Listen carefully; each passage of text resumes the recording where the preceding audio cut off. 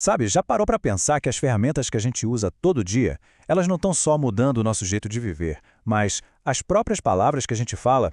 É isso mesmo, a tecnologia está, aos pouquinhos, reescrevendo o nosso vocabulário. Bora entender como isso está acontecendo? Pode parecer uma pergunta simples, né? Mas ela vai, direto ao ponto. É que ela revela a transformação, assim, incrível que a nossa comunicação está passando nessa era digital. O que a gente está vendo, na real, é a criação de um novo dicionário, sabe? Um que nasceu da nossa vida digital. E essa é uma história de evolução. E não é só das máquinas, não. É a evolução das palavras que dão forma para o nosso mundo. Então, para começar, vamos pelo que é tangível, sabe? Pelos objetos. Porque para a gente entender a mudança na linguagem, primeiro a gente tem que olhar para a evolução dos aparelhos que começaram tudo isso. Tudo começa aqui com o hardware.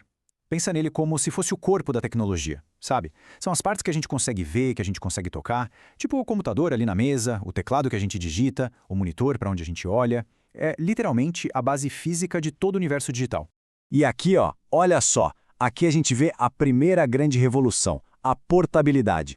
A gente saiu do desktop, aquele computador fixo, paradão num lugar só, e foi para o laptop, que deu uma liberdade incrível. De repente, a tecnologia podia ir com a gente para qualquer lugar. E isso mudou, nossa, para sempre, o jeito e o lugar onde a gente trabalhava e se conectava. E essa jornada para o portátil continuou, viu? Com aparelhos cada vez mais específicos. O e-reader, por exemplo, pegou uma das coisas mais antigas que a gente faz, ler, e transformou em algo digital e móvel. Pensa só, uma biblioteca inteira cabendo na palma da mão. Isso mudou completamente a nossa relação com os livros. E então veio o tablet, né? Chegou ali para preencher aquele espaço que ficava entre o celular e o laptop. Mas ele fez mais do que isso. Foi o tablet que realmente consolidou a tela de toque, o touchscreen, como nosso principal jeito de interagir com o mundo digital. Em vez de mouse e teclado, os nossos dedos viraram o controle principal. E aqui a gente chega no auge da tecnologia pessoal, o smartphone. Ele não é só um telefone, né, pelo amor de Deus. É a nossa câmera, é o nosso mapa, é o nosso portão de entrada para a internet. Ele basicamente pegou tudo que os outros aparelhos faziam e, pá, colocou num dispositivo só que cabe no nosso bolso. Ok, beleza. A gente já entendeu a evolução do corpo da tecnologia, certo? Mas e o que acontece dentro dessas máquinas? Chegou a hora de explorar a alma da coisa, o software. Então, se o hardware é o corpo, o software com certeza é a alma. São os programas, os aplicativos, essa parte que a gente não pega, mas que dá vida para os aparelhos. É o software que deixa a gente navegar, criar, se conectar. É ele que transforma um pedaço de metal e vidro numa janela para o mundo. E aqui a gente vê uma mudança de linguagem que é fundamental. O que a gente costumava chamar de programa de computador, hoje todo mundo conhece como app. Essa palavrinha de 3 letras, ela resume perfeitamente essa nossa transição para um mundo móvel, mais direto, mais simples.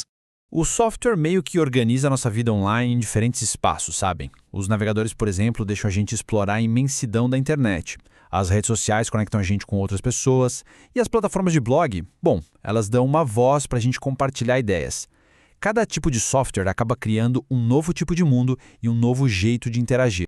E o streaming de vídeo? Isso aqui mudou completamente a nossa relação com filmes, séries, com tudo. Quem é que lembra de ter que esperar uma eternidade para baixar um arquivo? A ideia de assistir alguma coisa na hora, instantaneamente, aquilo era revolucionário. Hoje, com YouTube, Netflix e outros, é o normal. É simplesmente como as coisas funcionam.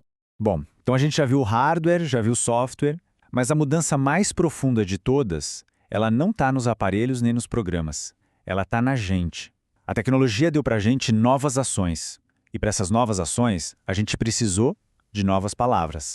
Olha só a evolução da palavra compartilhar. É impressionante. Antes, compartilhar era um ato físico, pessoal. Sei lá, dividir um brinquedo, um lanche com uma pessoa.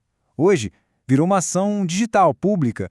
É transmitir uma foto, um vídeo para centenas, milhares de pessoas com um único clique. A escala mudou completamente. Curtir é outro caso fascinante.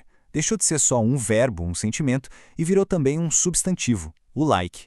Uma unidade de aprovação que dá para contar, para medir e que dá até para pedir. Essa frase tão simples mostra perfeitamente o poder dessa transformação. Ninguém no passado diria, me dê um gostar. Não faz sentido. Mas me dá um like, a gente ouve isso todo santo dia. Um sentimento virou uma coisa, um objeto digital que a gente pode pedir e receber. E agora a gente chega na transformação que talvez seja a mais profunda de todas. Amigo, um substantivo que descreve uma das relações humanas mais importantes, virou um verbo, virou uma ação.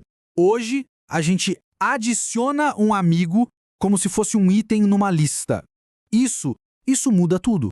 E o mais doido que essa frase de exemplo soa completamente normal pra gente hoje. Ela mostra direitinho como o conceito de amizade foi adaptado para o mundo digital. Virou uma ação que a gente executa numa plataforma online. Então, o que essa jornada toda, do hardware físico até esses verbos digitais, realmente diz sobre nós? Vamos juntar as peças do quebra-cabeça. Então, recapitulando rapidinho, o hardware ficou menor, mais pessoal. O software criou espaços digitais totalmente novos. Os verbos mudaram para descrever o que a gente faz online. E, nesse processo, substantivos viraram verbos e até verbos viraram substantivos. Então, a ideia central para guardar é esta. A linguagem não é uma coisa parada, estática. Ela é como um organismo vivo, sabe? Que respira e evolui junto com as ferramentas que a gente cria e usa no nosso dia a dia. E isso, claro, nos deixa com uma pergunta para o futuro. Com inteligência artificial, realidade virtual, tudo isso batendo na nossa porta, quais serão os próximos verbos que vão nascer? Que palavras novas a gente vai inventar para descrever mundos que a gente ainda nem consegue imaginar?